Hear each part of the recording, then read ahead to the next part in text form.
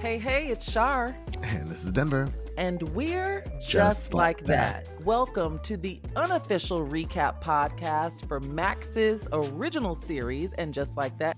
We're so excited. Denver, So excited. You ready? I'm ready. All right, so let's get things started. Welcome to episode 7, season 3. They just want to have fun. Yeah, they do. Denver, I got to start by asking you how you're doing this week. I'm doing well. I was a bit under the weather for a couple of days after the holiday. I think because I just did too much. Yeah. I was hoarse, raspy, couldn't breathe, but I'm good now. How are you? How was your holiday? I'm pretty good. I was hoarse, ironically, because of so much karaoke last weekend. But we'll get into that. Okay, I was gonna ask you where you went. Oh, I went to a friend's house and they have a karaoke machine. So I had a little barbecue situation with friends, and I opened up my concert by performing Church Girl. And, shout out to Henry. Now, speaking of Henry, son of LTW and Herbert, before we dive into unpacking this episode, Denver, we must address the elephant in the room. And matter of fact, one of our callers, dear Erica, let's hear what Erica has to say, and then we'll talk. Okay, I'm ready.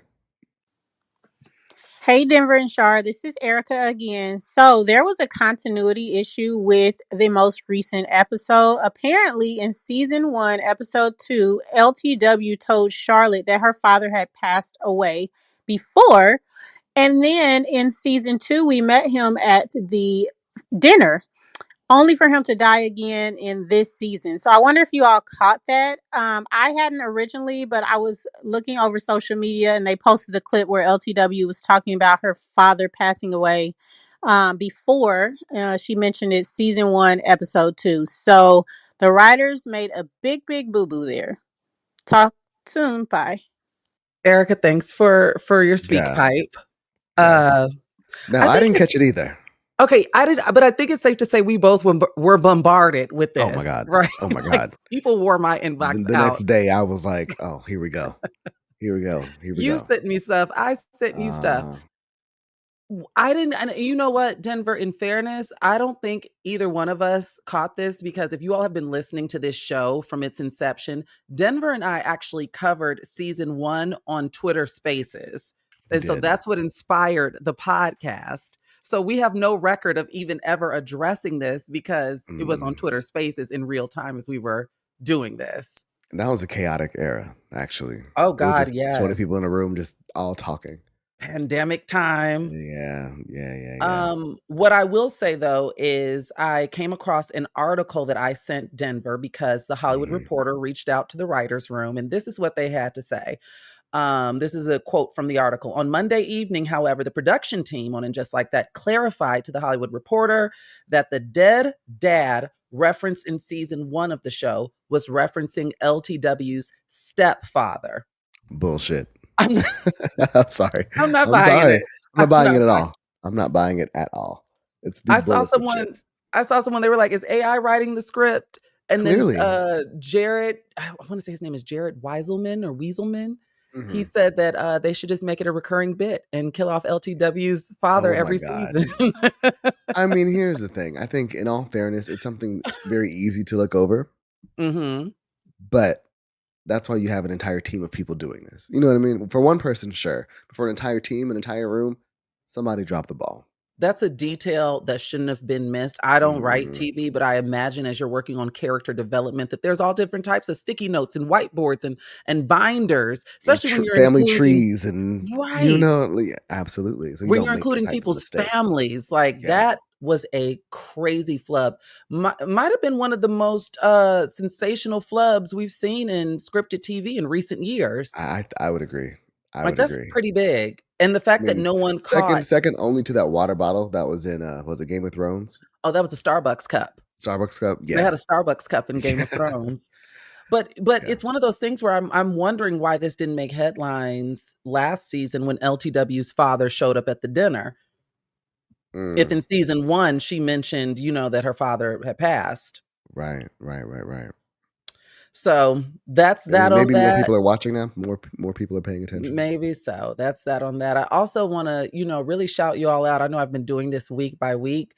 Denver, we are getting a lot of comments. And last week on YouTube was our most viewed episode yet. It was. You sent me that text. I went to go look.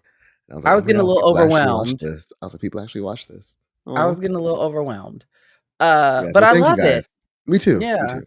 Thank you guys. Okay, so we have now that that's over with and neither Denver or I are buying it. By the way, let us know if you're buying it. Speakpipe.com/we're just like that. We have a few more speak pipes to get through, and so I'm going to play those and then we'll launch into the episode. Sound Let's good? do it. Yeah. All right. This will be an easy episode. It was really fun. All right. Our next one is from Luis.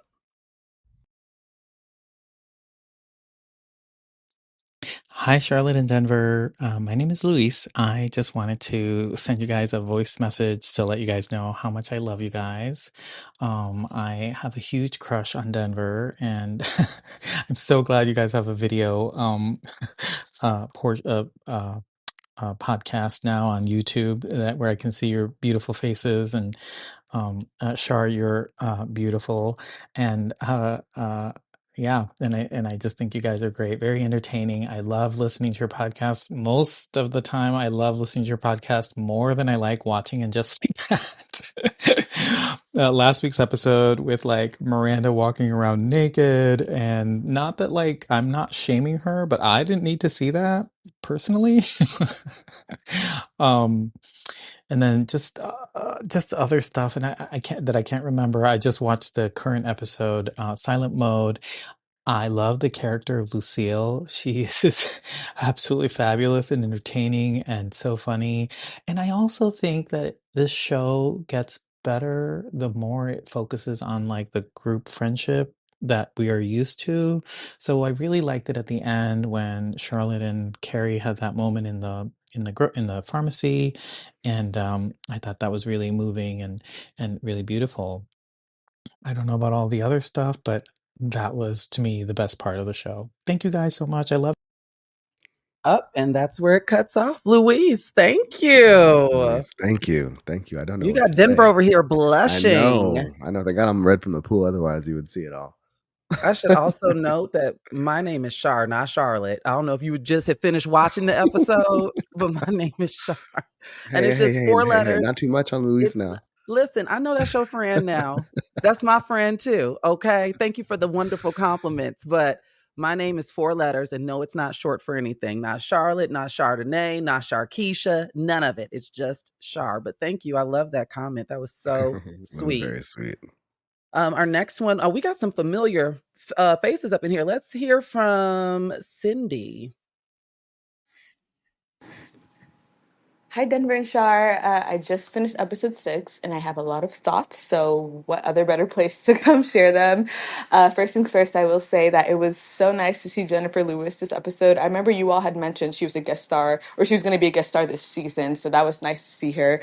And the fact that she had like a full on storyline, not just like a 2-second cameo. So, good to see her. RP, Billy D. Williams. Nice to see the both of them. Moving on to the bigger portion of this episode, Aiden and Carrie. You would have thought that I was watching Baddies, freaking Love Island, a sporting event, from how I was yelling at my TV when Aiden revealed that he slept with Kathy. That was just, I couldn't even believe that. And I will just say, the only thing I'll take away from that is that I commend Carrie. Well, two takeaways. They needed to be broken up. And if anything, that solidified that. Second thing is that I commend Carrie for how she handled that. I think a situation like that outside of it being Aiden, would carry a lot of nuance. It's an ex, whatever. And so I appreciate her just being able to process her feelings out loud and understanding and all of that. I just do not think it should be exercised towards Aiden. So yeah, completely over him. I am ready for this chapter to be closed. But yes, excited to hear what you guys think about this episode. Yes, thank you, Cindy. Yes, thank you so much. I mean, I agree. I think Denver and I have been very vocal about for sure. anticipating Aiden's exit. Even more so now. Even, But baby, we'll get there. We got 2 more, and then we can kick off the show. This Cool, next one is from familiar friend of the show, Nash. Oh, hey, Nash. Hey guys, Nash here. What a great episode. I laughed. I cried. Jennifer Lewis, she single-handedly saved this season, in my opinion. Perfect. Bravo, bravo. I mean, the Michael Kors bag of it all. Like, what? She's amazing. Gold. I loved LTW and little LTW's funeral fits. Beautiful, so classy. It's one thing I really loved about Sex and the City is how we could be crying and then you get something so silly that just draws you out of it, like the email evite to the homegoing. Perfect. I do want to get off this ride with Carrie and Aiden. That's all I'm saying. I'm over them. Charlotte broke my heart. So beautiful, so great. Cannot wait to hear what you guys have to think. Yeah, Nash. I mean, we agree. Is it safe to say? I can speak for the both of us. Oh, yeah. Oh, yeah. As Nash was speaking, I was thinking, the spinoff that we've been talking about with Bitsy Von Mufflin? Uh-huh. I want to see her and Lucille. That's a show I'd watch. Okay. I'm not mad at it. Lewis I'm not mad at it. I don't know what they would do. Newark meets Manhattan. It's something I want to see. Our last call comes in from Alex. Let's hear what they have to say. Hey, Shar in Denver, it's Alex. I just wanted to call back to finish my thought. Thank you for playing my message before. I haven't gotten a chance to finish this most recent episode, so I'll definitely call back with my thoughts about that. But what I meant by like the kids being coherent is like them having that conversation around them, all because he's amped up about her forgetting the chocolate when it's really like everything else is like, you're doing that in front of the kids. Like, their kids are very smart, so they know exactly how their parents are. And so I just felt like, him doing that in front of the kids kind of made it seem like, again, what she's doing is silly and not as important as everything else around them, when this is something that she really needs outside of just being a mom and stuff like that.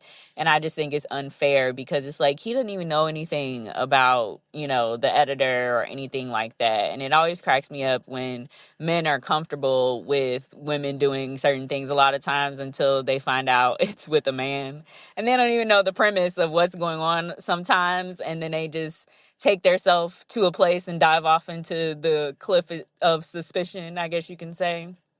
But yeah, I think that was just unfair to do in front of the kids. Also, did anyone notice that Harry is a different actor now? A couple episodes ago, I noticed it was a different boy, and now two different people. But yes, bye. Thanks for that call, Alex. Do you mean Henry or Harry? Because Harry wasn't in this most recent. That episode that you're referring to. She may mean Henry. Henry. But no, I didn't notice that to answer her question. Did you? Me no. But I don't remember no chocolate boy in the LTW family. He a little browner than the rest of them. Yeah, I don't think I paid attention to any of them, actually. It might have went over my head, which, by the way, I know I encouraged you all to correct me, and I still stand by that. Denver, you were right. Wyatt boarded the damn flight last week. I didn't go back and look, but I saw on YouTube people were saying that he did. So I was like, okay. I saw as well. Okay, y'all. Okay. I missed it. Now, you know what I missed? I missed Marion in this episode that we're about to talk about. Well, he'll be there next week. Tell me at the end, because I wait for you to tell me. He'll be there next week. Denver, give us whenever you're ready, whenever you think we should take a break, just cut me off. I will. So you ready to dive in? Oh yeah, let's do it. Been ready. All right, you all. Here we go. Let me pull my notes up. They're on my phone, so if you see me glancing off, it's not because I'm ignoring you, I promise. No, it's okay. You're not pulling a Miranda. No. Before we hop in, I want to say that I noticed a few callbacks, if you will. There were a few things referenced in this episode where I was like, remember. Really? But nevertheless, the woman wondered what she had gotten herself into. That was the reoccurring theme of this episode. Mm-hmm. It opens with Carrie knocking on Duncan's door. I hate you.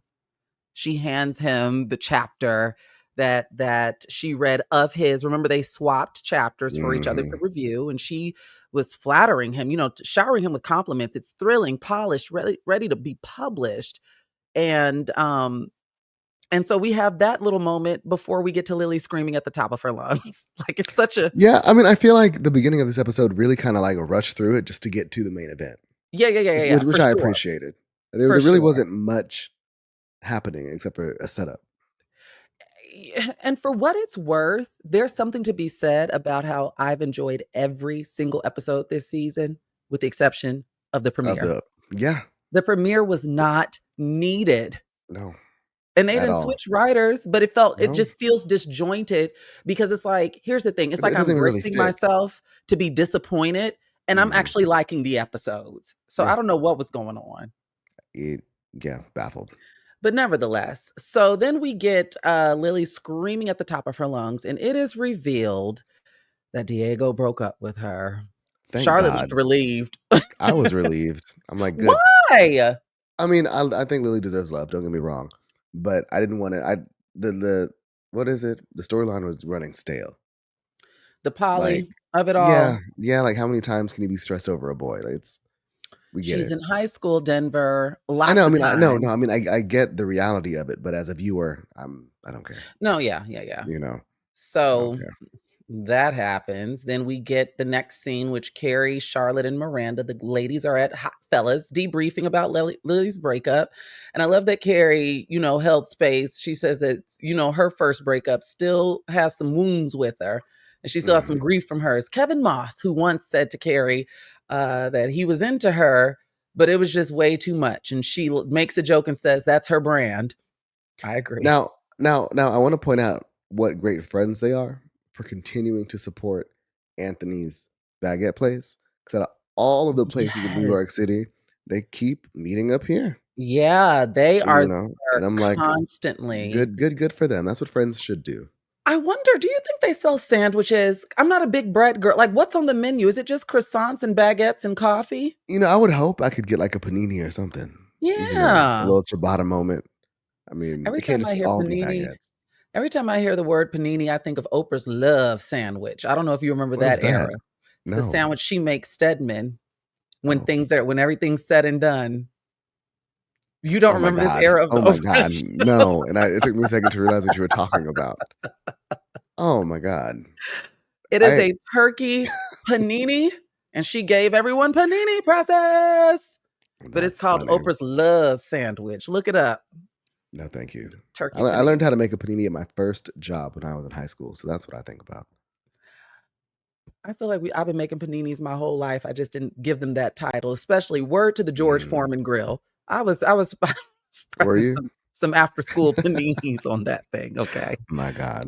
But nevertheless, okay. So Anthony arrives and he's flustered. He gets there from a flower market and he's flustered because Giuseppe's mama is coming to visit and he doesn't have time to really settle himself and prepare. We learn that Giuseppe's mother is visiting from Rome.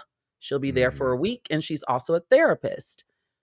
Back to the conversation, though, Charlotte does not know how to comfort Lily, and she mentions that she has a lot on her plate right now, and this is the last thing she needs because Lily is her easy one. That's the last thing she needs is for her easy one to have a breakdown, and that's when Miranda clocks in. What else is on your plate? Okay, and the way Carrie read interference so swiftly. Well, in this scene, they both kind of look down in avoidance, and it happens at the perfect time because Giuseppe and his mother arrive at the bakery, and that's when we get Broadway legend and accused racist Patti LuPone and Madonna hater, infamous Madonna hater. So before I start, are we going to be nice to Patti for this moment? Are we going to? You know what? With respect to her character, I will keep it to her character. Okay. Just how about that? Make sure we're on the same. Ever the professional, right? Yeah, for sure. All right, I'm done with it. Okay, so yeah, we meet this woman who, like I said, is Giuseppe's mother, and she's visiting for a week, and she's a therapist. I mentioned that Miranda clocks. What else is on your plate? Giuseppe introduces Carrie and the girls to Gia. That's how she introduces herself. Charlotte comments on how good her English is. And Gia reveals that she was born in Buffalo, or as Anthony calls it, the home of the chicken wing. And she left the States at 19. She was very ambitious in pursuing art, but then she fell in love, and that's how we got little Giuseppe. She then mistakes. Go ahead. No, it's a cute story, I guess. I mean, we'll see how it comes in later. she then mistook one of the hot fellas for Anthony when he approaches, but then blocked by a plant that he just bought, Anthony emerges and he is talking cash shit. Baby I hope cousin. this fancy, important head shrinker mama enjoys this fucking foliage. I mean, it's his restaurant. Say what you want. You might as well be real. What a first impression to make. You know? Have you ever made a bad impression with the partner's parents or even no. a friend's parents? No, parents love me. and I can say that with full-throated confidence. Like parents will love me. Like, same. I love that for us. To the point where they still love me. Even I love that for partners. Us. Like they love me. Yeah, I don't imagine you being problematic. I haven't met your mother, but you've met mine, and my mom likes you. Yeah, my mom, I mean, she kind of likes everybody I bring because I think I'm an excellent judge of character.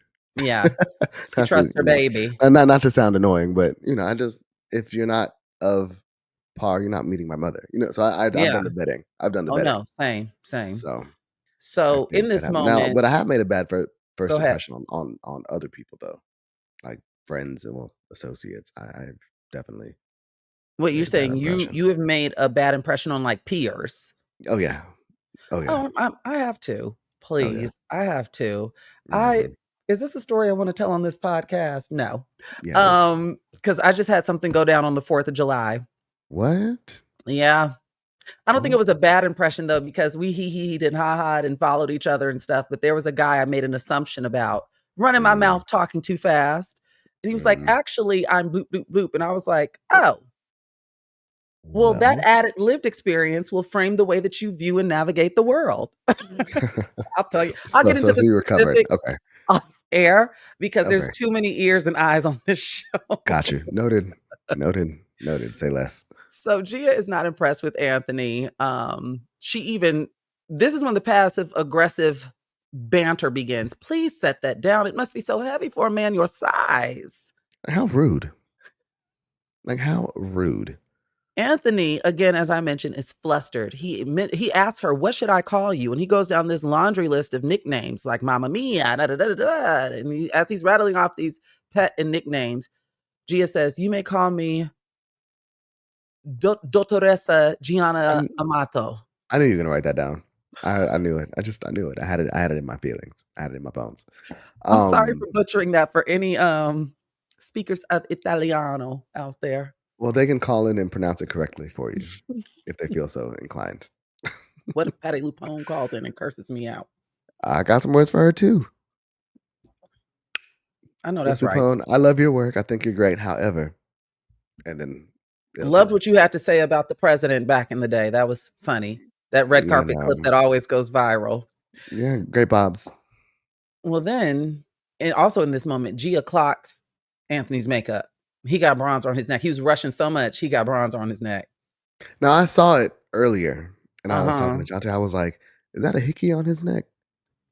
I'm pretty sure it was. And then I was setting myself up for it to be like some type of illness or like some disease or something. So I was like, Lord, you please too deep in the trenches for me, Denver. You too deep in the trenches. I'm ruined. I'm glad it was what I thought it was. I was like, Lord, please don't let him have. Well, then we get our next scene. Miranda and Carrie are walking and chatting when Carrie suggests that they throw Charlotte a birthday party. And then Miranda enthusiastically says, well, we can do my new place. I've been waiting to, break it in. And Carrie insists that she host it because she has more space and she wants it to be big, But then Miranda says it doesn't have to be a big thing, though. It's not like it's her 60th. But then Carrie emphasizes that Charlotte really needs the fun right now. And that's when Miranda clocks back in. Miranda's always on time. Okay. What's wrong with Charlotte? Is she sick? No. And Carrie, she did her best. Like she really did do her best. But Miranda, she kept drilling down until she got to Harry. But here's the thing. When you're keeping a secret from someone, I feel like your alternative already needs to be mapped out in the moment that the secret is shared. I would agree. So that you don't end up like Carrie. Right. Because in this scene, to your point, Denver, Miranda goes down a list of probabilities before Carrie concedes. And it also doesn't help that they know each other so well that they can clock in. You can't lie to me, girl. They can clock in. Yeah. So Carrie concedes and makes Miranda promise not to say anything. And Carrie says that Richard Burden, the dog, has dog cancer. He has an incurable tumor and he is dying. Wrong move. Like, out of all of the things, you can't make up somebody else with an illness. Like, you just can't do that. Dog or Well, not. what she could have also did in this moment as I was watching, I know Carrie was caught off guard, but she could have said anything about Richard Burton. To say that he has cancer, to relate it directly back to like what's going on, I thought was lazy. That was lazy. I think she should have just stood her ground. And everybody's Yeah. fine. Just trust me. We can throw her a party. You know what I mean? Just push back. Push back. Yeah. The lie just Miranda's too litigious for that. She goes, you can't. That's a lawyer. Right. I don't know if I should say this now or if I should wait, but I feel like the general rule is if you're going to lie about somebody else, you need to inform the person you're lying about said lie. But we'll get into that later too. Yes, we will. Then we get our next scene, which was perhaps one of the funniest scenes in this episode for me. We get Seema at Lattes and Lashes. And what in the hell? I have to know what you think about this gum popping, nail clacking lash technician. Oh, I loved them. Yes. Because the actor, he was in Fire Island, and it was the funniest thing. The defense was wrong. Yeah. Was it the same role? Are they like No, typecast? Kind of, sort of. Loud. Okay. In the similar. You know, I can get through Fire Island, child. Yeah, well, I could see why. It wasn't for me. I tried my best. I could see why. I tried my best. I tried to stand in solidarity. I couldn't get through it. I didn't mind it. I want to go, actually, to see what it's about. Oh, you've never been to Fire Island? No. Every time I think about it, I think about that gaggle of white gays who, in the height of the coronavirus pandemic, were all in Fire Island and started that hashtag gays over COVID. Yeah, not a good look. And they got toe up online, rightfully so. As they should have. Rightfully so. And this is before talks of a vaccine. This is when people, at the height, when people were still like... We thought everybody was about to perish. Store. Yeah, people were going to the grocery store. This is when people were washing their bags of chips in the sink, rinsing them off with Lil Don, and they all oonsing. Anyway. But yeah, this I love the scene character. was hilarious to me because there's no way I would have stayed. And I love a good hood situation sometimes. When I get my hair done, or when I've gotten my hair done in the past, like my salon, when I do go to the salon, it's very nice now. But I'm thinking about like some of my Chicago days, kitchen beauticians, dealing with all different types of stuff. But the style would be banging and my hair wouldn't be damaged. So it's like not all situations are, But this was just too seedy for me. This was too seedy. Like the nails were clacking in Seema's eyes. The gum was popping. I noticed that they put the eye patches too low. Those are supposed to go they were under, down there. on her cheeks. No, I've done that on myself before. I'm like, wait, why is this all the way down here? Put this up here. I've done it. But not too far on the lower lash line. Well, I think what happened was one time I did it, I got it too close and then it got in my eye. Oh, yeah. The second time I put it on, I put it low. And then I was looking at the end, I was like, this actually just slide up. So it's just a little low. I will note that in this scene, I knew something was going to happen. But then we get our next scene, and Miranda and Joy are but I want to say I was kind of confused because when she was asking if they got in the way, you know, the standard trope is, well, how do you wipe your ass with long nails, right? Isn't that kind of like the running thing? So that's kind of what I thought she was kind of grossed out about. But then, you know, it ended up being like an injury kind of thing. So man, I was like, okay, actually, you might be on the right track because the eye infection that she ends up getting might come from poor hygiene with the nails. But because she didn't have a cut or anything. No, that wasn't a cut. It wasn't like a. That was like a sore. Yeah, it was a sore. It wasn't. Her skin wasn't broken. Oh, okay. Well, then we get our next scene, and Miranda and Joy are having a cup of tea when Miranda invites Joy to Charlotte's party. Joy immediately shuts it down and declines, but then Miranda mentions the part about Richard Burden, and now Joy is like, well, why'd you bury the lead? It struck a nerve, of course, because of Sappho and Socrates. So she's like, I'm in it to win it, which I thought this was quite funny it's layered why this was so funny, because we know the relationship of dogs with a certain demographic, or dogs over people with a certain demographic. Yeah. So I thought that was funny. Cute, quick. Yeah. We get our next scene. Carrie gets a call from Anthony, and he's freaking out because he thinks Gia hates him. And he's calling Carrie for reassurance that she can't give him, because he is absolutely correct. Gia hates him. And rightfully so. Also, yeah, I mean, that first impression was terrible. I mean, but also, like, no shade. Like, if my son was Giuseppe and I came and I saw him with Anthony, I feel like I would be like, girl, what the fuck? Like, what is going on? Are you fucking for real? I would. Because Anthony's short and older? That's part of it. And he's also Anthony. We see what Gia's expectation was when she saw the hot fella. And I feel like that would be mine too. No shade. Yeah. Like, look at my child and then look at Anthony, you know? But sometimes love doesn't make sense. It just is. And I would have to get there. But I think my initial impression, you'd have to work really hard to overcome that.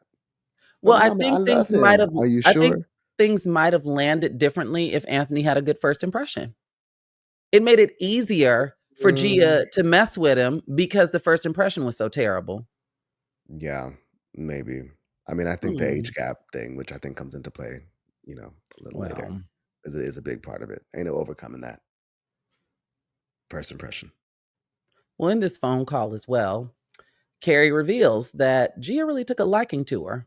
And Gia invited Carrie out to lunch. They really hit it off the other day. And Anthony puts in a request that Carrie put in a good word for him. Talk him up and try to, let's turn this thing around. Reasonable. I mean, I would ask my friend too if I feel like I stepped in it. Like, I certainly would. I would expect my friend to. Yeah, true. But you never know with Carrie. You never know. So that's why. And also remember, these two are new friends. They've always been associates through Charlotte. They're new friends now, you know? Yeah, I think I missed that detail, but you're right. Yeah. Yeah. So then we're at lunch at this fancy restaurant, and Carrie looks amazing. She looks this little side thing. Y'all actually kind of have the same thing going on right now. The side, I don't know what you call it. I do too. You just can't see it. Side swoop. Yeah, that's right here. I know that's right. What color is yours? 1B30. A party in your ghetto mouth, as Wendy would say. Oh, you didn't think I knew? That's what I was about to say. Actually, no, I knew you knew. Oh, yeah. I knew you knew. Oh, yeah. I knew you knew. You spent time in Atlanta. I knew you knew. Oh, God. Yeah. So at this lunch, Gia shares a story of how she and Giuseppe's father met. She was 21 and Alessandro was almost 50. I don't think that can be romanticized, but different time. I mean, yeah, different time. It was time, common. different standards, different country, different conversation. Yeah, I mean that conversation comes up a lot on Twitter, social media. Yeah, age gap relationships, and the youth, they're like, if he's 22 and you're 30, that's damn near rape. Blah blah blah blah. I'm like, come on, we have to be fucking for real. No, they at some point. A lot of people don't read. We have to be honest, and they're incapable of having nuanced conversations. That's just what it boils down to. And a lot of it is rage bait. People get paid off of clicks and engagement. And I used to before I got off Twitter. Yeah, but nevertheless. Actually, you know what? I think that would be a good time. You want to take a break? Yeah, let's break. We're back, and we're at the lunch table with Carrie and Gia. And Gia reveals that her husband's teen children hated her. And she really tried to figure them out. She quit art and started studying something else to just try to get in their psyche and figure them out. But this strikes a chord with Carrie because of her situation with Aiden. So she shares with Gia that she's kind of dealing with the same thing, at least with one of them. And we know which one she's talking about. And Gia advises her, which is great advice across the board. Don't waste your years trying to be who you think they'll accept. Inauthentic beings never win. She's right. That's advice across the board. Absolutely. And you would think somebody who had that advice would be a little more empathetic to her son. You would think. I mean, again, I wouldn't, but I wouldn't be a therapist. She then goes on to say, it's always complicated when a new love enters an established dynamic. And you know what I thought about when she said this, right? What? open relationships. Oh.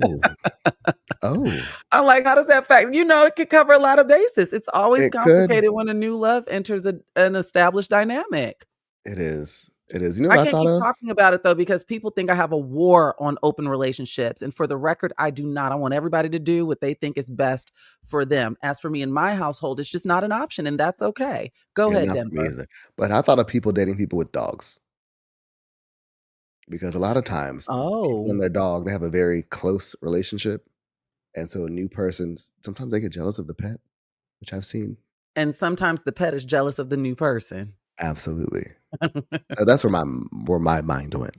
Yeah. Well, see, that's what we love about this show. We're just like that. Where does your mind go? Call us and tell us. Give us a speak pipe. I would love to know. And how do you feel about open relationships? speakpipe.com/we're just like that. Don't start that. That's another show. That's a different show. Don't start that, Denver. Don't be having these That's a people different calling show. weighing on open relationships. So then we get Carrie ends up plugging Anthony, but Gia isn't buying it. She's like, Anthony says, speaking of authenticity, Anthony is one of the most caring, loving, authentic people that I've ever met. And Gia's like, yeah, whatever, girl. That's essentially what she said. Our next scene, we get Charlotte. She's shopping at a luxury department store and she spots Harry. And he runs from her. Scrambled. Thank God he wasn't wearing those tight jeans. Otherwise, he wouldn't have made it. And that's when a woman appears. Her name is Bonnie. And I love how they set this up. Because of course, it looks like Harry. If you're looking at it just by just looking at it, it appears as if Harry might be having an affair. But it turns out, as I predicted in the damn scene, Harry ain't having no damn affair. Not at all. With Not Charlotte. of his character. On Not Charlotte. of his character. No. But Bonnie is his personal shopper. And she has picked out all of the gifts for Charlotte. And I should mention, Charlotte is only at this department store because she's trying to get a gift to make a gift for Lily to make her feel better about her breakup. Now, I wasn't mad at the personal shopper. I actually thought it was really sweet. I mean, I think it's fantastic. It was such a flex. And I was really hoping Charlotte wouldn't have been mad about it. And she wasn't.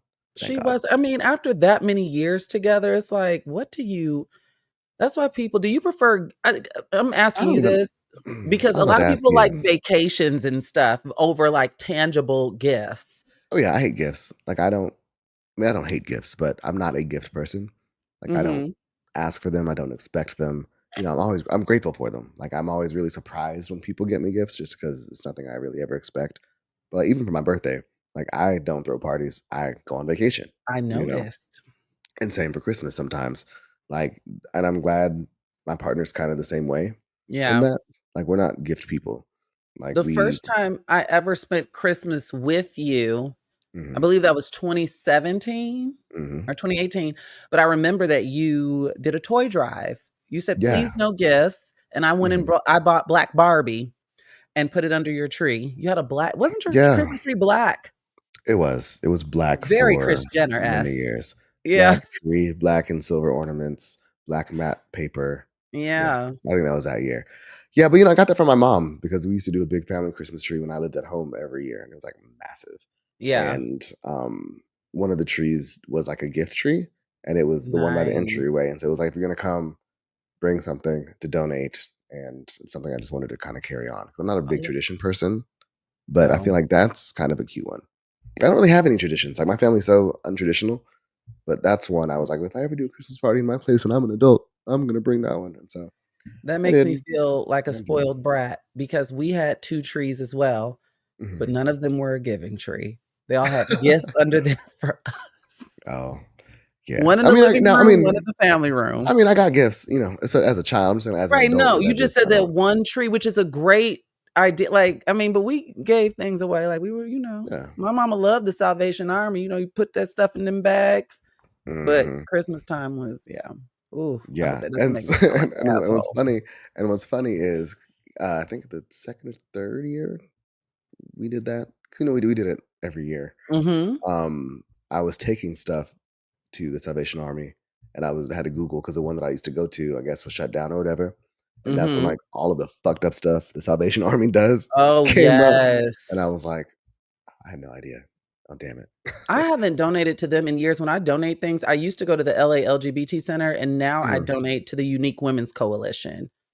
Gotcha. It's a Black trans organization, and because it goes back into community, I'm like, yeah, this dress I don't wear no more, or these stilettos that I don't like. I'd much rather I donate there.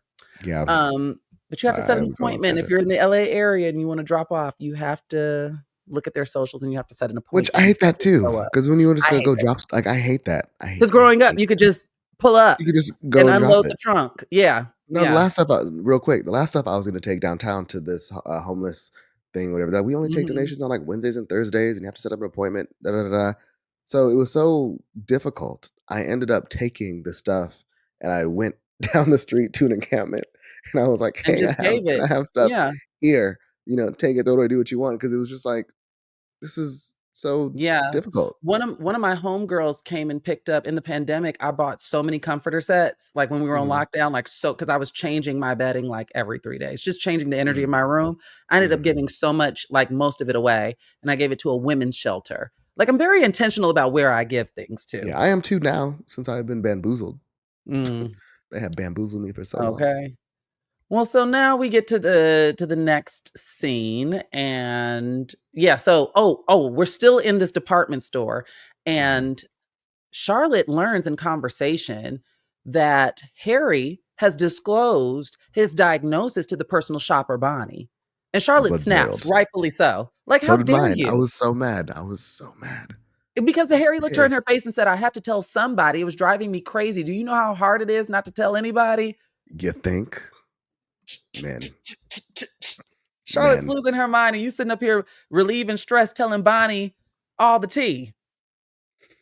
And I think what almost made me personally even more upset was that Charlotte, bless her heart, forgave it. Like, she understood. Like, she didn't blow up the way I wanted her to. Stress to him because she's hypersensitive. That's noble, but just because you have cancer doesn't mean I can't be pissed at you. True. You know what I mean? Like, it's not a blanket. You get to do fucked up shit. It's like, oh well, you have cancer, so I guess I can't go off on you. No, he was wrong for that. And his argument, in fairness, Harry's argument was that Bonnie is not in close proximity to them. Like, she's not family and friends. She's the personal shopper who stays at the store type thing. So it's like, maybe Charlotte could have disclosed to her favorite barista at the Hot Fellas Bakery. Or a therapist. Like, I don't know.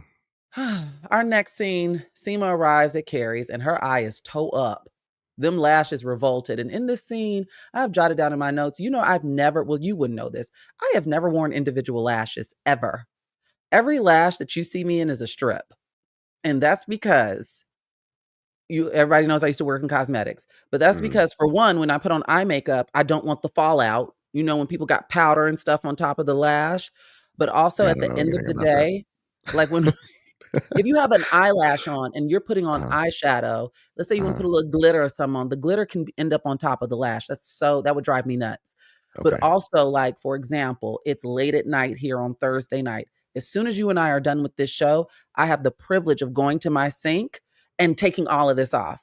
When you have lash extensions, a lot of times you got to like clean around, like grab a Q-tip and clean around the eye. No. Oh, really? I get to peel these off. Yeah, there's like a special way you have to clean your eye. And I'm like, I get to peel these off. And yes, my lashes are still intact, my natural ones. And I get to scrub my face and slather on my moisturizers and creams and serums and go to bed. And that's how I've always liked it. Individuals have never appealed to me, ever. Because I'm so good at throwing on a strip. Yeah, that's a whole new world. I remember beauty girls, you know what I'm talking about. I don't want to go off on the tangent, but yeah. I mean, you the one talking about 1B and a 30. I thought we could have lash talk. Well, no. I don't. Like, no, I don't. I just not. Okay, you about to piss me off. That's something my dad would do. You didn't have to do this. That's literally something my dad would do. No. Okay, sorry. my sister. I'll tell the story really quick. So my sister was here. I sent her to get lashes because I was like, oh, she's here in LA. I'll send her to this lash place in Beverly Hills to get her lashes done. It'll be a nice thing to do. So I drop her off and I drive around. I go do something else, and I give her my card to go and pay the lashes. I get the alert. It was like $400. Oh my God. Are you kidding me? So she comes out. What type of set did she get? Me? So I go pick her up. She comes out, skipping, do. I just see like these big, not big, but like these really pretty, like bushy lashes. I'm like, what did you get that was $400? She was like, oh, I got the mink bombshell, something, something, something.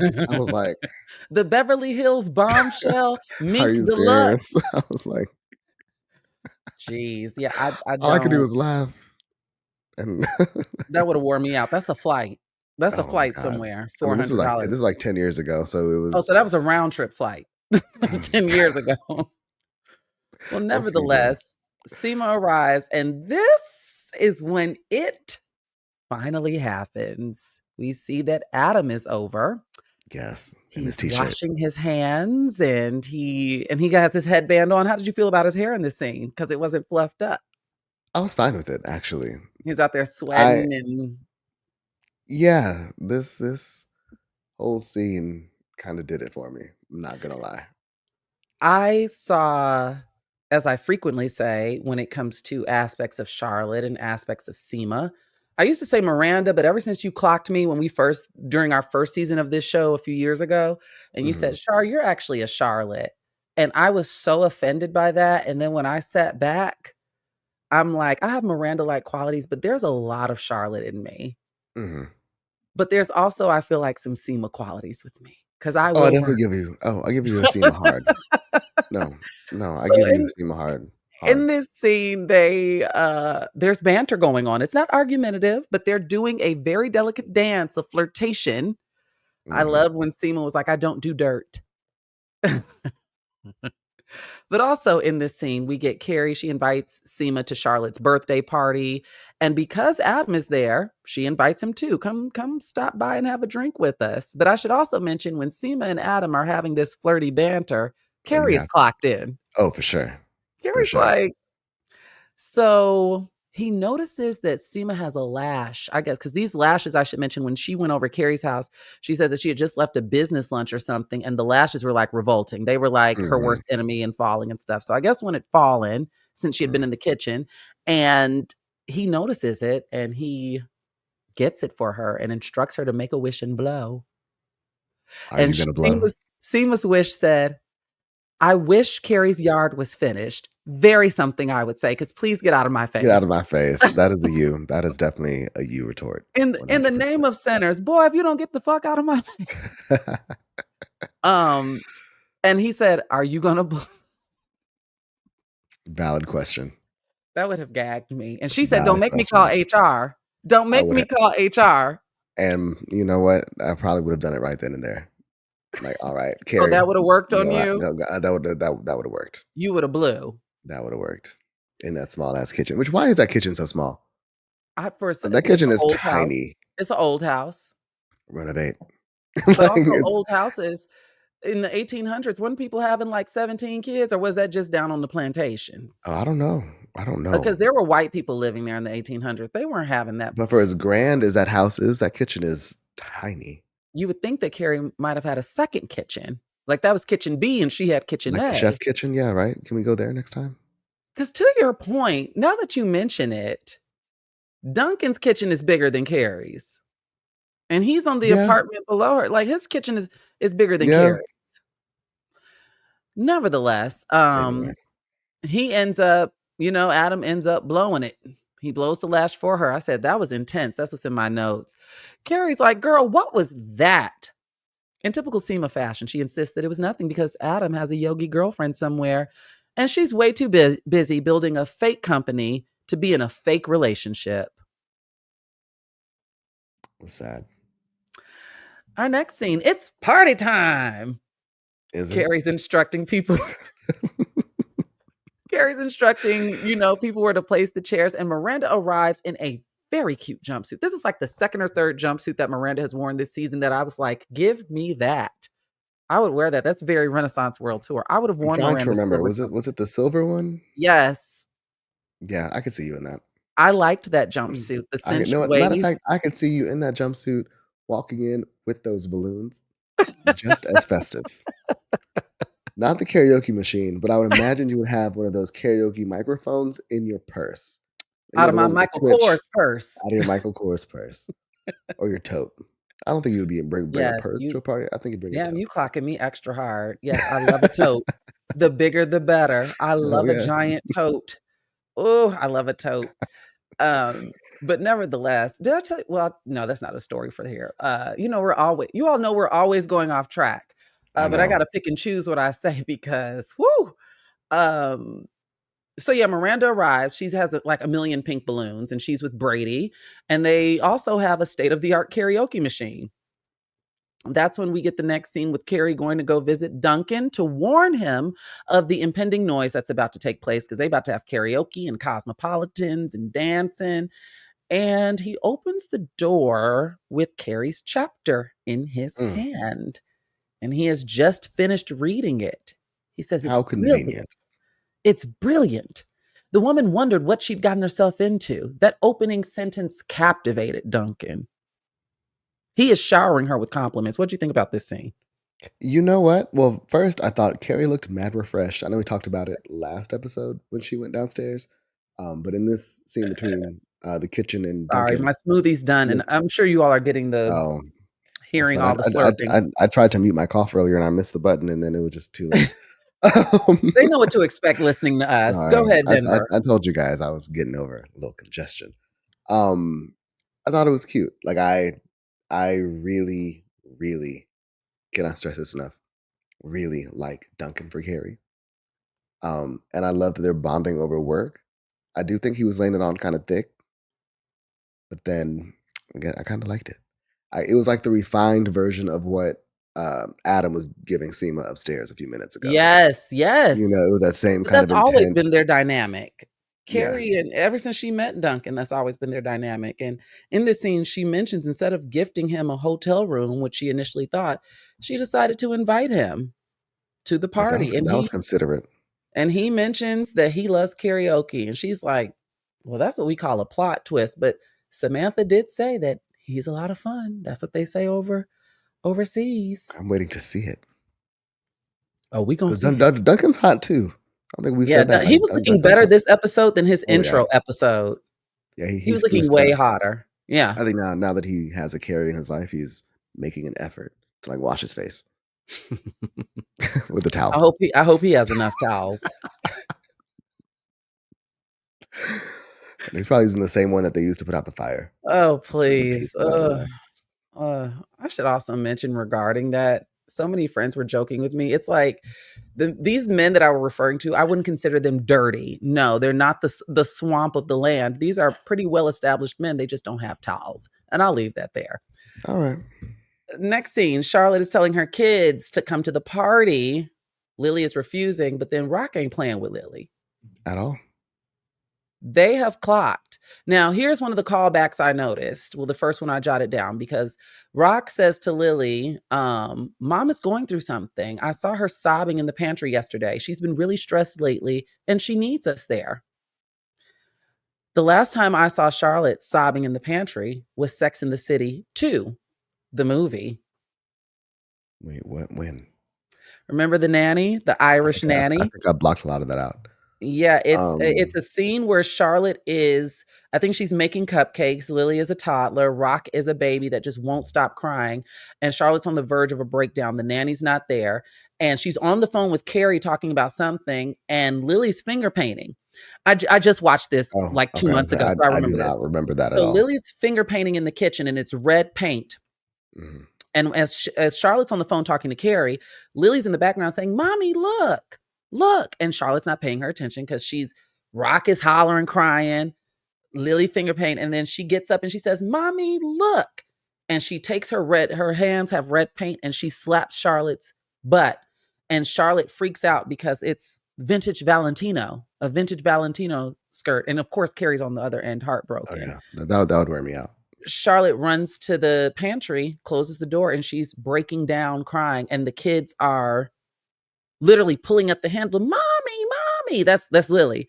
And then before you know it, the door swings open and it's the Irish nanny. And she sees that Charlotte is in breakdown. Oh, and she's like, I remember that now.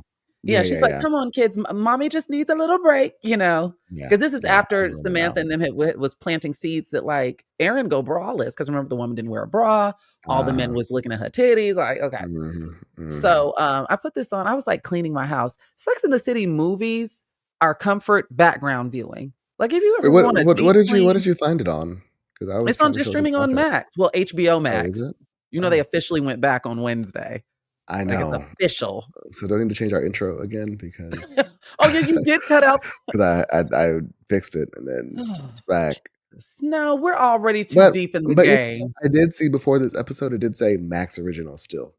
So I think it's still. The news alert said on Wednesday it officially went back. So maybe no, my app is different. No, the app is different. Oh, everything's different on the Apple TV. But the title card before the episode still said Max Original. So I don't know. Well, get it together. In the scene, speaking of get it together, that's what Rock is still telling Lily. And she also reads Lily and brings up them birthday parties because Lily's like, it's not even a big one. And she's like, they're like, baby, when you were 13 and you did, Planet of the Apes, you were 14 and did Fortnite. You were 15 and did Wizard of Oz, 16 and did Ariel. And so Rock rips those covers off of Lily and says, get out of the fucking bed, Ariel. Yeah, Next I appreciated scene. Me too. We're at the party and Miranda is going wild, taking a million photos of Charlotte and Richard Burton. Even now Charlotte was like, damn girl. Now again, as I said earlier, if you're going to lie, you need to fill the person you are lying about or lying for in on the lie that you told. Yes. Just so Carrie there's was no lazy. confusion. Carrie was lazy in this because, to Denver's point, this is where the game of telephone officially starts at Charlotte's birthday party. The doorbell rings and it's Joy.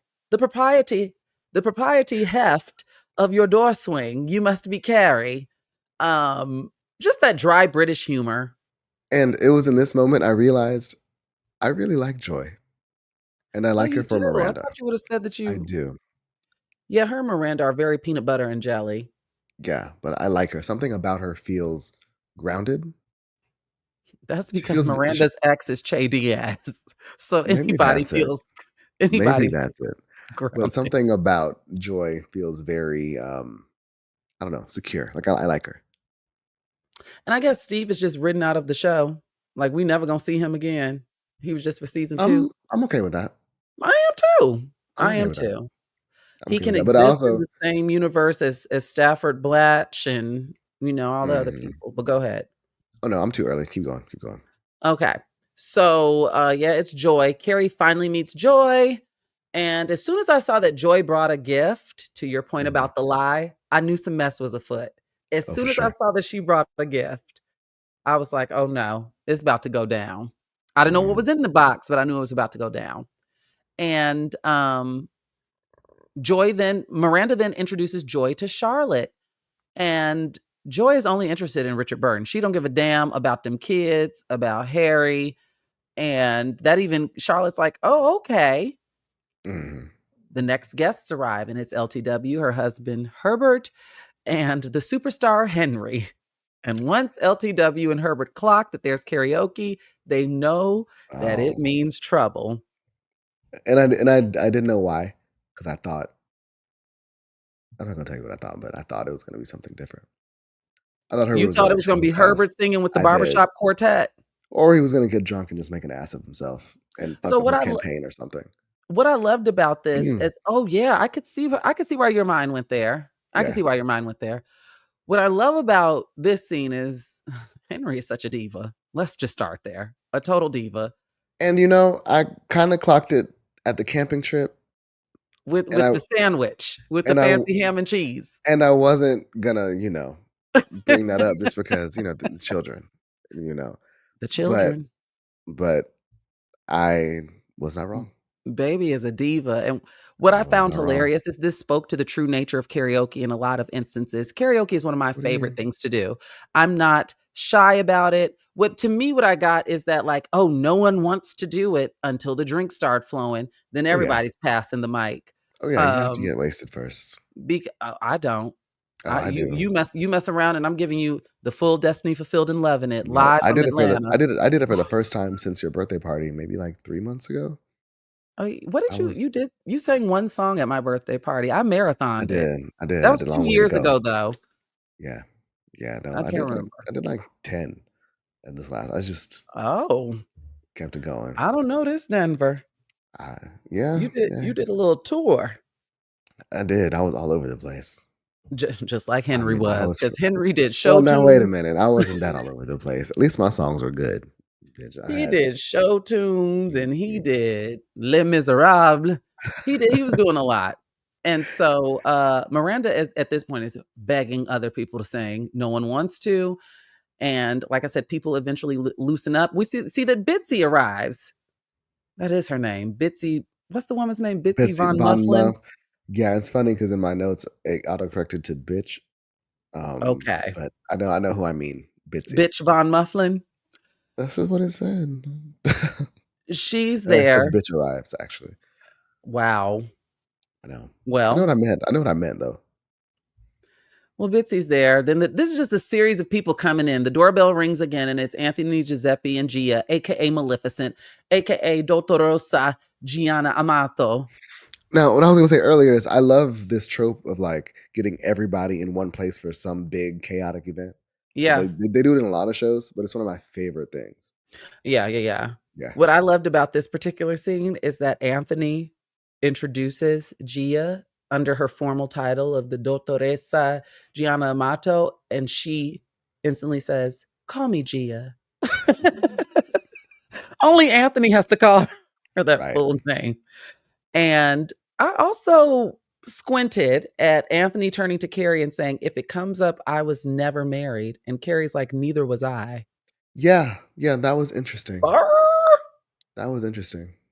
Also, I can how see old is Anthony making that request. We know he's older than 50 because you saw him bartering his age with Charlotte in the next scene. From like 54 to 50. To 38. No, 48. 48. Yeah, I don't remember the numbers, but I was like, how old I think it is was 48 because Charlotte was like, "Girl." Yeah, I don't know. But I did not find this peculiar with Anthony making the request. I found it peculiar with Carrie. Yeah. Interesting. Yeah. So then Bitsy spots Giuseppe and she is intrigued. Now, why do I have a callback here? Oh, I put a callback because, Bitsy, when she was introduced in the Sex and the City series, she famously, her husband was, how you doing? Homosexual. So maybe she has an affinity for the girls. Clearly. Henry's still singing. LTW's like, "We're going to have to send out apology notes." Henry's still at that machine, like going off. Miranda then takes the mic. She's like, "Oh no, no more." And she wants to sing Girls Just Want to Have Fun. She can't get anyone to duet with her. Carrie declined. Carrie wants to disappear. She has her back turned. This is another callback. And because go ahead. No, I don't know why Carrie's not taking control over her house. There is no way this little boy would be up there doing karaoke for 3 songs and just blowing my party. She don't care. Well, she should care. She's hosting. It's her party. Not her party. It's if Charlotte don't have a complaint. I mean, she clearly did. Like, somebody's got to be the hero. So what I love, well, Miranda was in this case, but what I have for the callback again is that, like, Carrie declines, Charlotte looks mortified, and I'm like, why didn't Miranda just put on I Am Woman? Sex in the City 2, Abu Dhabi. Yeah. They did karaoke in Abu Dhabi and saying, "I am woman, hear me roar." Dun, dun, dun, dun, dun, dun. Like, nobody wants to hear that either. I know, not at a party, but I just was like, oh, now y'all are shying away from karaoke. But out of town brings out different attitudes from people when you're traveling. Okay. And so if I was Charlotte, I would have sang on my birthday, but I don't know. See, if I was Charlotte, I would have been like, okay, somebody put the iPod on. Well, luckily Miranda's like, okay, girls just want to open gifts instead of girls just want to have fun. And it becomes, as Carrie notes, this hybrid birthday party baby shower type thing with Charlotte sitting around and opening gifts. And I'm glad she said that because I was thinking the same thing. Like, who opens gifts at a birthday party? Like, it's so tacky. Yeah, I think so. I never open my gifts at parties. I don't think kids do that. I don't think kids do that anymore either. I was about to say, when I was a little kid, I definitely opened my gifts at my birthday parties when I was a little kid. We did a long time ago, but I think now, like, you just kind of put them on the table and the parents take them home. And yeah. Load them in the trunk. And we're going to go home. Say thank you later. So as they're opening gifts, I love that Charlotte's coworker is like, "Oh, baby, I have a rule. I don't give gifts to people who own in New York." Which, not a bad rule. Not a bad rule. You got there's nothing I can give you, babe. Nothing. Yeah, not a bad rule. So then Seema arrives with a custom Louis Vuitton eye patch on her eye, and she reveals that she got a little thrifty. You know, she has to wear this patch. She has an eye infection, and she has to wear a patch for a week. And she cut up a Louis Vuitton fanny pack and made this eye patch, this custom eye patch. Yeah, good for her. I would not peg her to be crafty like that. No. But honestly, I would, like, don't let all the I would. It doesn't surprise me. Seema might come from humble beginnings. I just feel like you said that in a much nicer way, in a much more tactful way than I was thinking. But you're absolutely right. What I will say, let me elaborate. I just feel like most women of color, we know how to be thrifty and patch some things together. Whether you're Black, Indian, Latina, Asian, what have you. If you are of color, we, in different ways, whether it's turning 50 cents into a 5-course meal, we know how to be crafty in a lot of ways. So that's what I'm saying. I don't want nobody to get. No, I know what you were saying. That's what I was thinking. I was saying the way you said it in a much more tactful way than what it just fell out of my mouth. Okay. Yeah. Well, also, in the scene, Adam spots Seema and immediately starts riffing the jokes. That was so hot. I love a man I love people who can flirt with me and banter and it's not arguing, because some people aren't skilled enough. Some people like to argue and insult, but if you can, like, make it smooth and, like, I like that type of flirting. I'm gonna read you a direct quote from my notes. Okay. Adam, he's got jokes. Panties off. I do love a funny man. I mean, it was just what happened. I do love a funny man. It just would have happened. And he's roasting her in a very fluffy way, though. He's roasting it's very her. cute. It's very cute. But yeah, make me laugh. You got me. Yeah. Yeah, honestly. Yeah. And have some sense. Make it be smart. Oh yeah, exactly. You got me. You got me right where I'm at, babes. Yeah, unfortunately.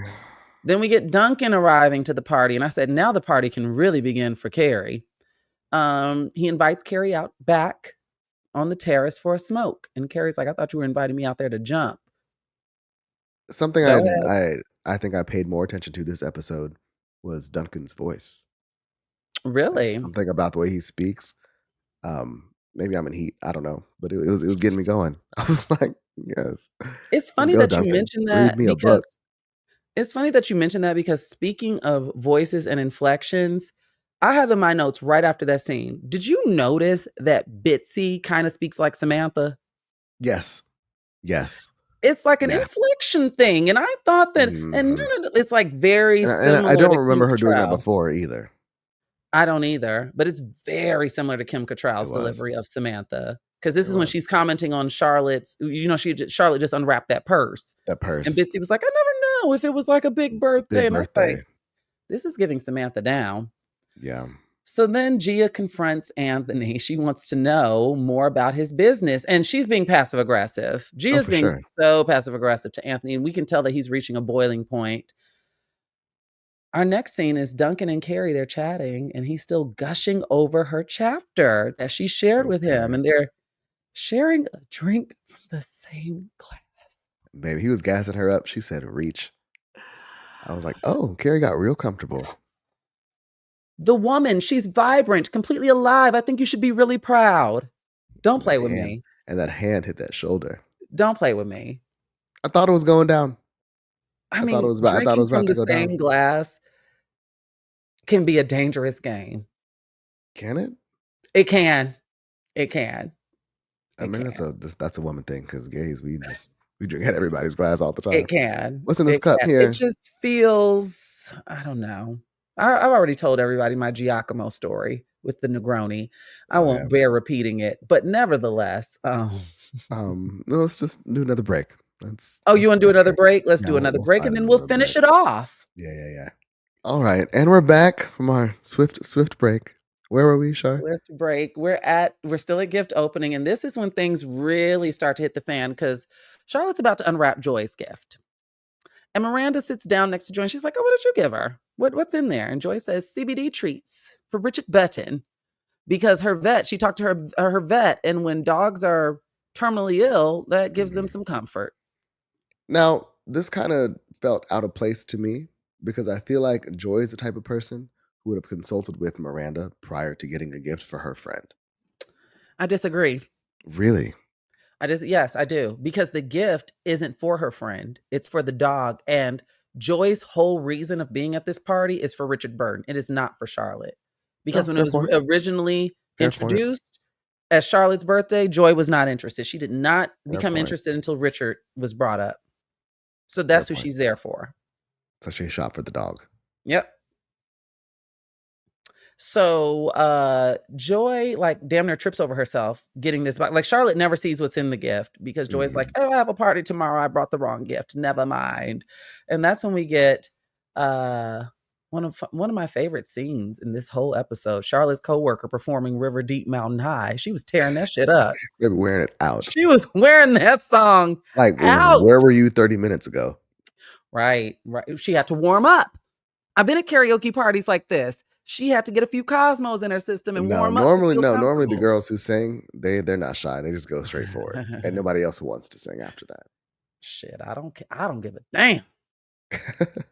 So Miranda then walks up to Harry. This was also another callback to me. Because this is not the first time Miranda's put her foot in her mouth. It made me think of the first Sex and the City movie when Miranda got into an argument with Steve and told Big he'd be a fool to get married.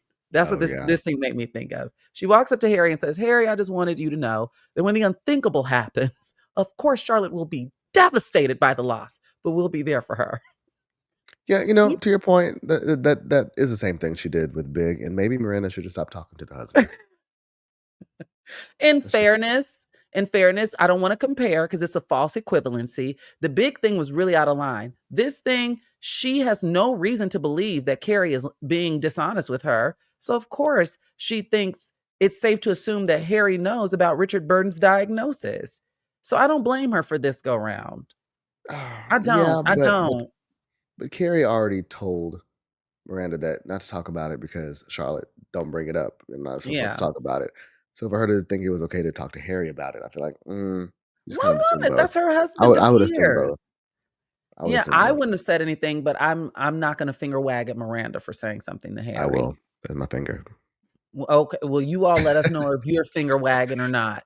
Yes. Down to the speak pipe. You know the link. And so, but I love this thing because Harry looks mortified. I mean, as he should. What a thing to say. So then the game of telephone really ramps up. Harry confronts Charlotte. She insists she hasn't said a word to Miranda because he asked her not to. Then we get another jump scene. It's Bitsy. She wants to sing Shallow from, what's the movie? A Star is Born with Gaga. She calls Giuseppe up there. And that's when Miranda clocks in yet again. This time she notices Carrie sniggling and giggling back there with Duncan, drinking from the same glass, still sharing a drink, not an inside. Now, do you think it was the same drink or do you think they got a refill? They got a refill. You think? They got a refill. It was this much scotch in that glass, and it's both of them swinging from it. Please, they got a refill. They topped that off. I bet they did.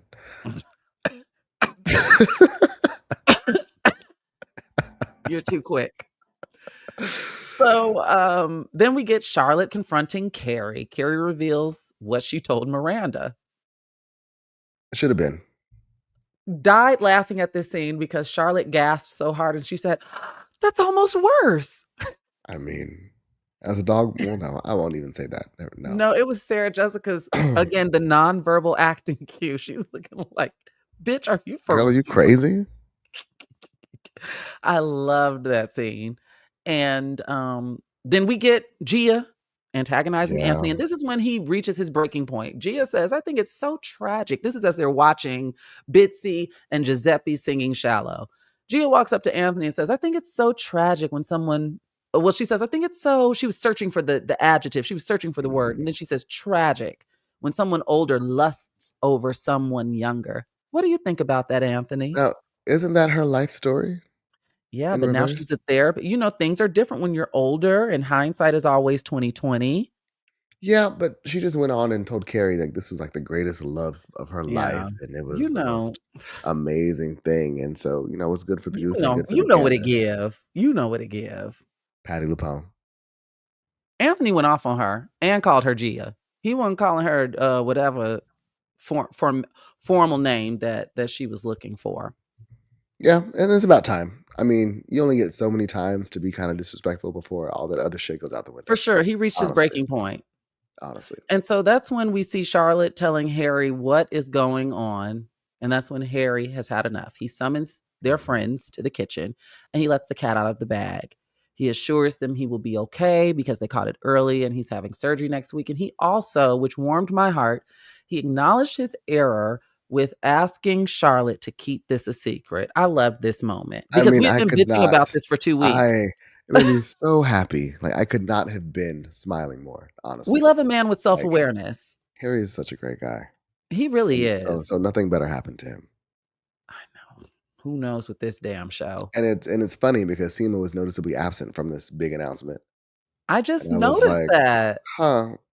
And I thought, well, maybe because she's not so close. But then I was like, well, if LT, well, no, you're absolutely right because LTW is Charlotte's friend. Seema is Harry's friend. I feel like Harry, if they were close, maybe he would have gone to get her.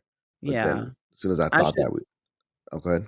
I was just saying I should mention that people who got advanced screeners of this season got episodes 1 through 6. So no one knows what's going to happen. We're on episode 7. No one knows what's going to happen as we move forward in the name of Harry.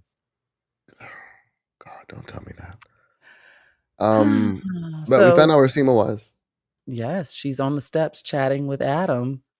And they're talking about public transit. It's a very casual conversation, but you can tell Seema, she seems smitten. Yeah. I mean, that's how I think great love stories start.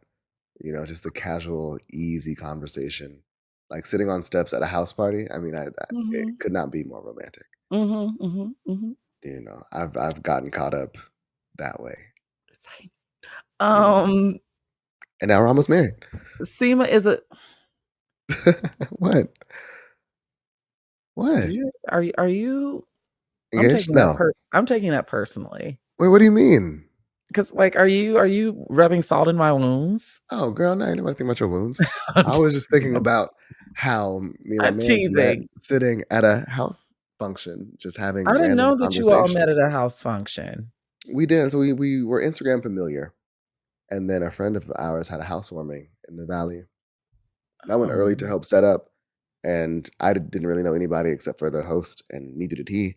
And so the party's going on, and I was drinking wine in the corner, sitting outside by the fire pit. And he came over and like sat there, and we were talking. And then he poured me more wine, and we just talked for I don't know how long, just about music and all types of stuff. And we just hit it off. And I was like, huh, I want to be friends with him. And so we were friends for a minute, and then we were more than friends, and now we're almost 6 years deep. But so when I was watching this scene, almost, because I mean, we got together right before the pandemic. Wow. Or a few months before that year. So yeah. So no, when I was watching this scene, it kind of made me think about that, and I was like, "Oh, this could be the start of something really great."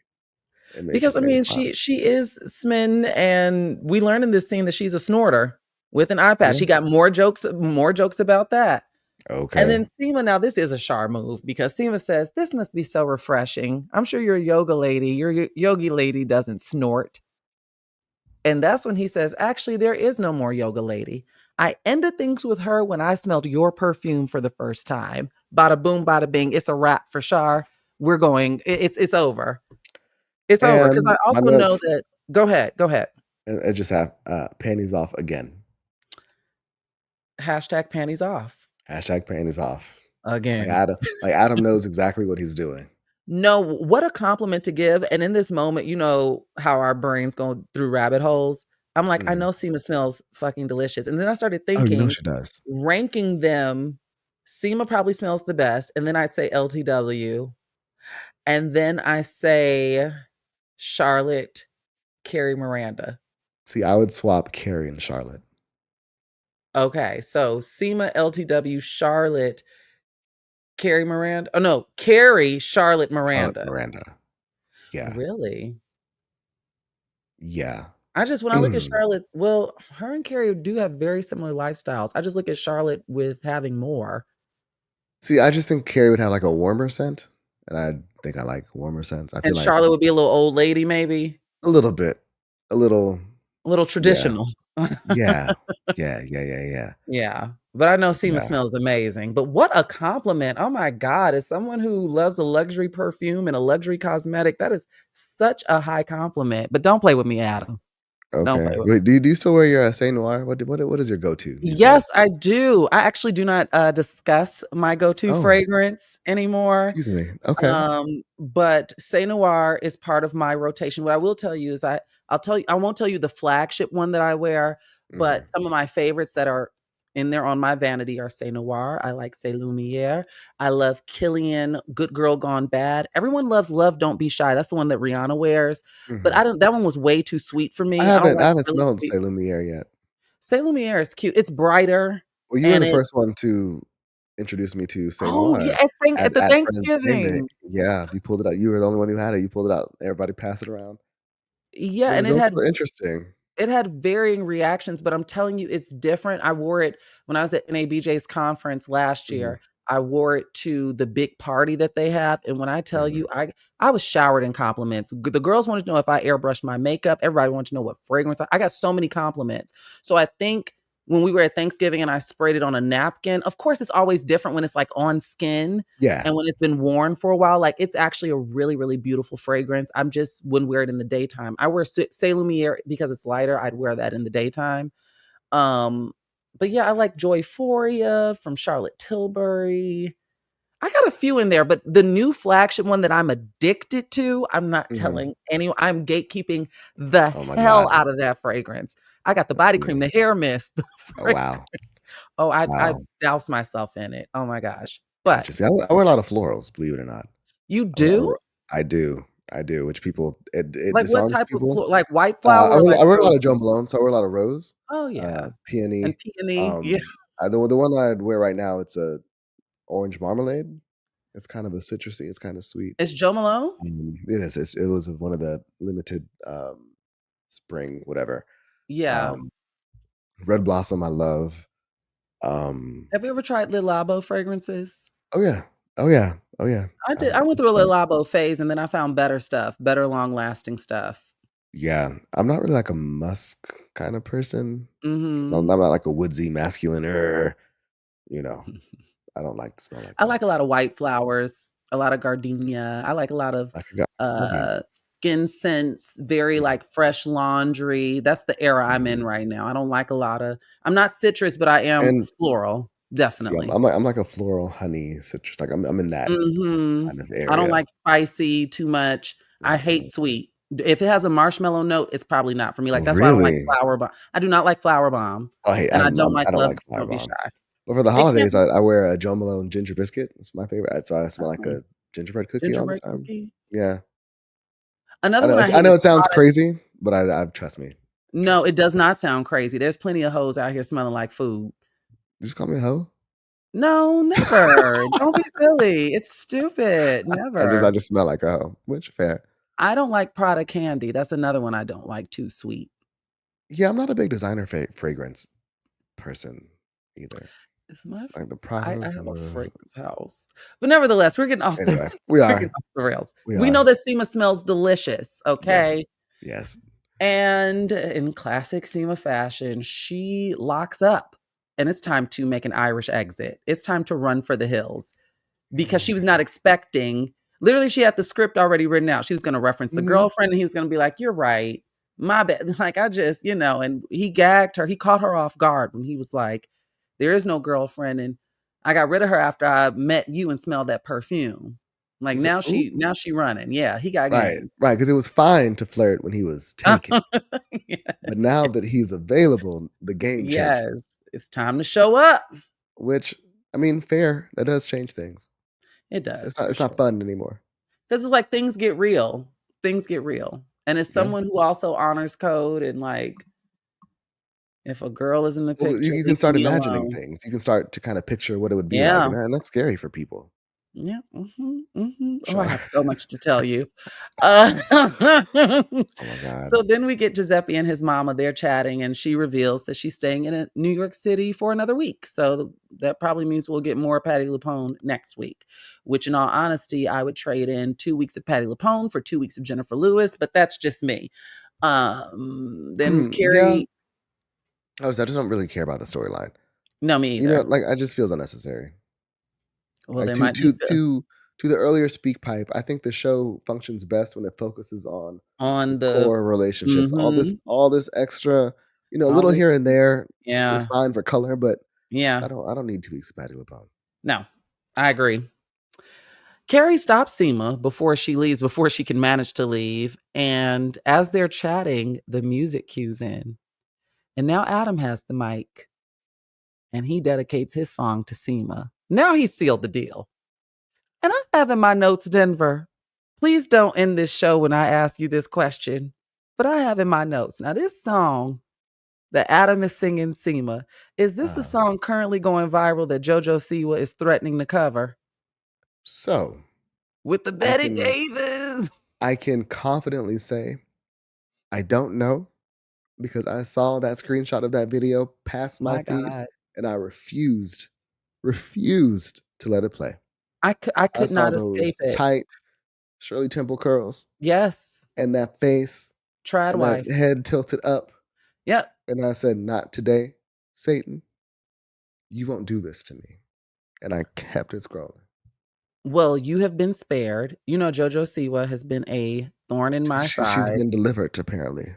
Of course. But even before she was, I was tasked to report on her in 2021 when I was freelancing for this one publication. Mm-hmm. And reporting on her was one of the most exhausting things that I ever had to do. She showed up at the GLAAD Media Awards in 2022, I want to say, and she was in a car that had her face all over it.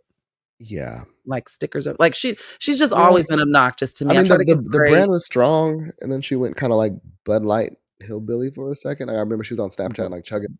That's who she's always been, child. But I get what you were saying. When she had the side ponytail and no edges, but then and the glitter. Yeah. But then I saw her like hosting some things, and I was like, okay, so she actually has, some presence. Like I was like, okay, she can actually do something if she wanted to just calm down. And I started to kind of like, I don't know, respect her for a second. And then she started doing music. And it got real grifty over there. And then one song was kind of okay. So I was like, okay, well, maybe she's found another lane. And then now I guess she's with a man. She performed at LA Pride last year. It was the most weird lineup. It was her and Ricky Martin that headlined. And I was like, how are y'all selling tickets to this? But well, you see what happened to LA Pride. You all let us know. Is the song that Adam is singing to Seema, is this the song that JoJo Siwa is threatening to cover that's going viral right now? If you're on socials, it might have come down your TikTok, it might have come down your Twitter, but just let us know. Because I wasn't sure. And for what it's worth, Adam's cover wasn't that great either. Like it's karaoke. It's karaoke. It doesn't have to be. I guess JoJo Siwa is too then, I would assume. No, she for real. She ain't playing around at Charlotte's birthday party. She's dead ass. Oh, so it's like a produced. It's like a real. Yeah. Well, she's singing, but they're saying that she's threatening to cover it, like to go in the booth and lay down vocals and put it on iTunes. Oh. Right now, it's just her singing by a pool. Got you. So then we get the next scene is Seema and Adam making out in the back of a yellow cab. Yay! Love that. Love that for her. All right, now we're about to wrap things up. We're back in Carrie's kitchen and she's cleaning up and she and Miranda are debriefing about the party when things go left and Spicy Carrie makes an appearance for the third week in a row. Oh, this was more than Spicy Carrie. This was hot Carrie. Like I was telling Jonte, we get a lot of frustration in the show, some snarky comments, but I can't remember last time I've seen Carrie just like pissed off. She has been doing a lot these last 3 weeks, but I've been liking it. I mean, I'm glad she's speaking up for herself, but in this instance, it was just all wrong. Yeah, this was wrong because, as I mentioned, they're debriefing, and Miranda mentions that she saw Carrie and Duncan. Like, she's making a little joke. She was like, I saw y'all catch a little vibe. Whatever that means. Carrie snapped. But Miranda pointed out, like, y'all was sniggling and giggling. I saw y'all drinking from the same glass. Carrie snaps. And Miranda, I'm in a relationship. And Miranda scrambles and tries to shut the conversation down. She's like, you know what? Don't even worry about it. But Carrie won't let her. She's like, no, say what you want to say. Say what you want to say. And I wish Miranda would have just let her have it. Like, girl, are you? Like, Yeah. what relationship? I wish it would have just been Well, I real. think that would have set her off even more, but Miranda says, "Sometimes it seems like you're just working so hard with Aiden," and that's when Carrie turns it up a notch and starts attacking Miranda and Joy's relationship. How long have you I mean, because what has it been, a few weeks? Like, because Aiden and I have been together, we date back 20 years, and things just look a little complicated right now. Like, she is, like, going off. And Miranda then mentions the theme of this episode. The woman wondered what she'd gotten into. And Carrie's like, "I know that's in my book, but how do you know that? I didn't give you that." Miranda's like, "I moved it. When the caterers were here, it was on the counter. I moved it and I read." And Carrie's like, "Yeah, well, it's fiction and it's set in 1846. And I wrote that weeks and weeks and weeks ago. That has nothing to do with me." Now, to that point, when Miranda picked it up at the top of the episode and moved it, I thought she was gonna fuck something up. I thought it was gonna Spill a Mexican disappear. Coke on it, maybe? Yeah. I thought somebody was gonna get it. It was gonna get into the wrong hands. I thought somebody at the party Oh. might steal it and plagiarize. I was like, something about Like, picking it this up. goes missing, and Carrie's like, "Where's my manuscript? Like, where's my book?" Yeah. And Or Miranda's maybe like, "I put Duncan it on got, the counter." yeah, or something like that. But that didn't happen. Well, Miranda, like I said, the temperature's hot. And in the midst of Miranda apologizing, like, "Look, girl, damn, my bad. I'm sorry." Brody enters from taking out the trash. He mentions that they had so much he had to put some in Brody's bin. I mean, in Duncan's Duncan's been. bins. And Brady just totally, the energy shifts for the better. Yeah, for Where they're sure. like, we're good. Like, to About the heat me, I down. would, even with my friend telling me we're good, I would be on my way home like, bitch, what was that? Because what Right. I gathered from this, girl, you're not frustrated with Miranda and what Miranda had to say. You're frustrated because your heart and your mind are at war You're with each other. conflicted. They are at You are war, conflicted. and you tipsy. And They are at war. I hope this isn't the last this conversation comes up. Like, I hope they address it. Oh yeah, they're gonna have to once Aiden makes his exit. And then we get Carrie in an empty house, and she's cuddling Shu. And I don't know if this was a sign, but she's, telling Shu that it's fine, everything's fine. And then a balloon pops. Confetti. And the confetti, and the episode ends. Now, Denver, as I always ask you, how do you rate this episode and what are your predictions? You know what? I'm gonna give this one a 9. Really? Yeah. I wish Marion was there. He'll be there next week. I saw the teaser.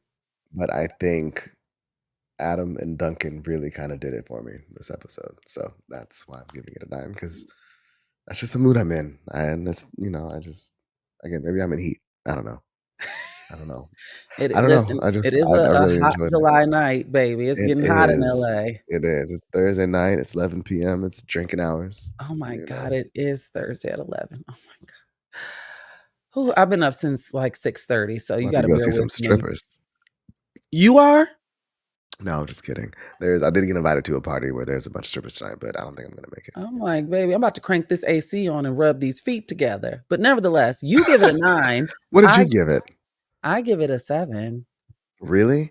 And I think I cannot overstate how happy I am that Harry came clean and apologized and just took full accountability for all that fuck shit. That really bothered me. Like, I was really bothered. If you go back and listen to the episode, I was listening to myself. I was like, damn, I took personal offense to that.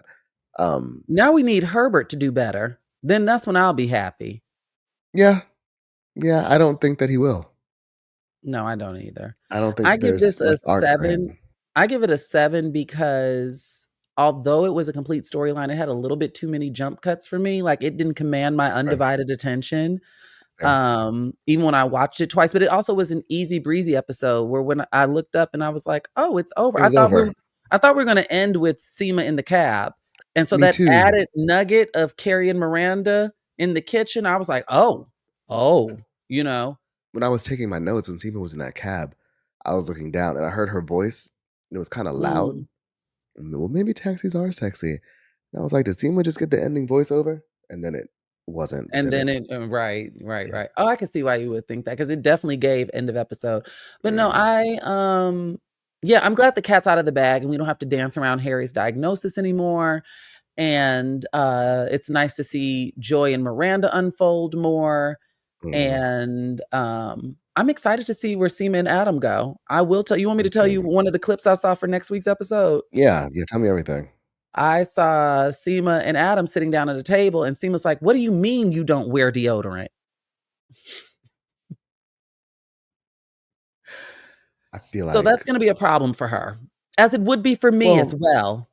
did you not notice after he'd been working outside in the kitchen, in that tiny kitchen? Because I'm sure it was rank.